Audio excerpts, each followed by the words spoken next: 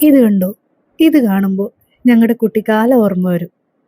തേക്കിന്റെ ഇലയിൽ പൊതിഞ്ഞ ഇറച്ചിയായിട്ട് അച്ഛൻ വരും. എല്ലാ ഞായറാഴ്ചകളും ഇല്ല കേട്ടോ, വല്ലപ്പോഴും കൂടെയുള്ള ഞായറാഴ്ചകൾ. അന്ന് ഞങ്ങൾക്ക് ഒരു ഓണം പോലെയാണ്.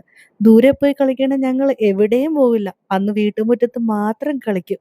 ചോറ് കഴിക്കാൻ വന്നോളൂ മക്കളെ എന്നുള്ള വിളി കേൾക്കാൻ ഞങ്ങൾ കാത്തിരിക്കും. അതൊരു നല്ലൊരു കാലായിരുന്നു. നമുക്ക് നമ്മുടെ കയ്യിലുള്ള ബീഫ് റെഡിയാക്കാം.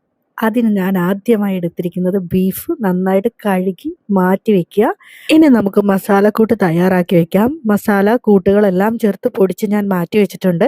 ഇനി ക്ലീനാക്കി വെച്ച ഈ ഇറച്ചിയിലേക്ക് നമുക്ക് മുളക് പൊടി, മഞ്ഞൾപ്പൊടി, മസാല ചേരുവകളെല്ലാം ചേർത്ത് പൊടിച്ച മസാലപ്പൊടിയും ഉപ്പും കുറച്ച് വെളിച്ചെണ്ണയും എല്ലാം ചേർത്ത് നമുക്ക് നന്നായിട്ടൊന്ന് തിരുമ്മിയെടുക്കാം.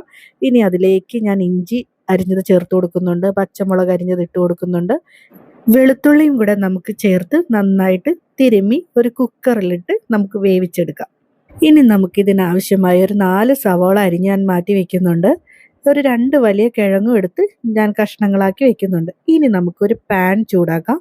അതിലേക്ക് കുറച്ച് വെളിച്ചെണ്ണ ഒഴിച്ച് സവാള ഇട്ട് നമുക്ക് ഉപ്പും ഇട്ട് വഴറ്റിയെടുക്കാം. ഒന്ന് വഴറ്റി വരുമ്പോഴേക്കും നമുക്ക് മല്ലിപ്പൊടി, മുളക് പൊടി, കാശ്മീർ മുളക് പൊടി, മീറ്റ് മസാല എല്ലാം ചേർത്ത് നമുക്കൊന്ന് മൂപ്പിച്ചെടുക്കാം. ഇതിനി നമുക്ക് ഈ കുക്കറിലേക്ക്, അതായത് വെന്ത ഇറച്ചിയിലേക്ക് നമുക്ക് ഈ ചേരുവകളെല്ലാം ചേർത്തൊന്ന് നന്നായിട്ട് ഇളക്കി കൊടുക്കാം. ഇവയെല്ലാം കൂടി ഒന്ന് തിളച്ച് വരുമ്പോഴേക്കിനും നമുക്ക് ഈ കിഴങ്ങ് അരിഞ്ഞതും ഇട്ട് കൊടുത്ത് അതിൻ്റെ കൂടെ തന്നെ നമുക്ക് തേങ്ങാക്കൊത്തും ഇട്ട് കൊടുത്ത് കുറച്ച് മല്ലിയില അരിഞ്ഞതും ഞാൻ ഇട്ട് കൊടുക്കുന്നുണ്ട്. അവസാനമായി ഈ മസാല പൊടിച്ചതും കൂടെ ചേർത്ത് കഴിഞ്ഞാൽ നമ്മുടെ ഈ കലാപരിപാടി ഇവിടെ കഴിഞ്ഞു. സംഭവം അടിപൊളി. അതാണ് അതിൻ്റെ ഒരു ഇത്.